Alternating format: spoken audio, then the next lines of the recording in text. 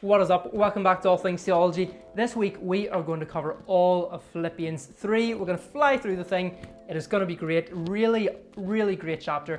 I can't wait to get stuck into it. In chapter 3, we have got two kind of main ideas, two thoughts that Paul is putting forward that are just really, really key to Christianity. The first one is summed up by probably the title at the top of chapter 3. If you've got, an NIV, in the NIV and mine, it says, "No confidence in the flesh." That was the title at the top of the page. And that is the kind of first argument, the first thing that Paul is talking about. The second one is a wee bit more loose, but it's kind of about looking forward to the future, looking forward to that time where we're going to be with Jesus. So first of all, no confidence in the flesh.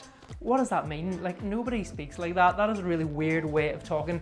Basically, what it means is not having confidence, not trusting in your own ability to be righteous and to be good, but trusting in the ability that is outside of yourself, which is Jesus. This passage is going to totally smash what so many people, especially those who aren't Christians, think about being a good person, doing enough good deeds, your good deeds outweighing your bad deeds. Totally smash it. And this is something that Paul writes about actually all the time in the Bible. I think, just off the top of my head, I feel like almost every single letter that he writes, he addresses this in one form or another because it is so key, and it's actually so dangerous to the Christian life. All over the place, Paul is saying we're not saved by works, we're saved by faith. It's not by works, it's not your own doing, it's Jesus' doing.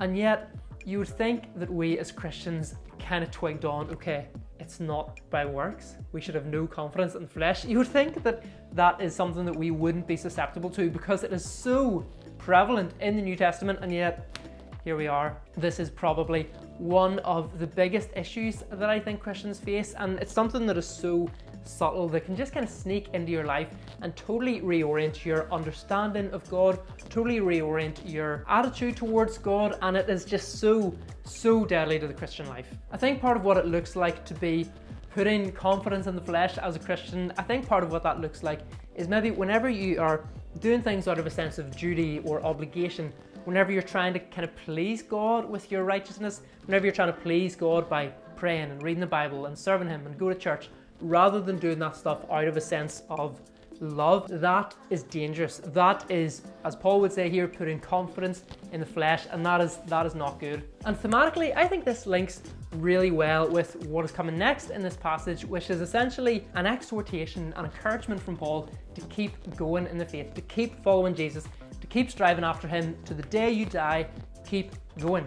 That is what Paul is saying here. And I think those two things link really well together. I'm not sure, like I can't be certain if this is what was going on in Paul's mind or whether providentially these two things were arranged together. I guess this is just as a youth minister maybe, and someone who sees this side of the spiritual life.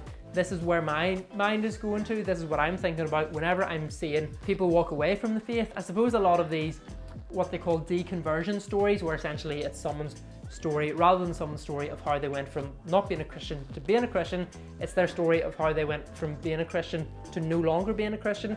A lot of those have this blindingly, glaringly obvious, massive issue in them, in that the people seem to be trying to please God and saying, oh, they felt that they had to serve a church 7 days a week, and they had to do this and they had to do that, and eventually they crumble under the pressure. They just can't keep going. You can't keep pushing yourself and putting this sort of divine pressure on yourself that, oh, God won't be happy with me if I don't do all of these things. That is a dangerous thing. That is what it means to put confidence in the flesh, and that is going to stop you from wanting to pursue Jesus and follow Him the rest of your life, because you'll crumble under that pressure. You'll get tired of having to always put that pressure on yourself to always please God.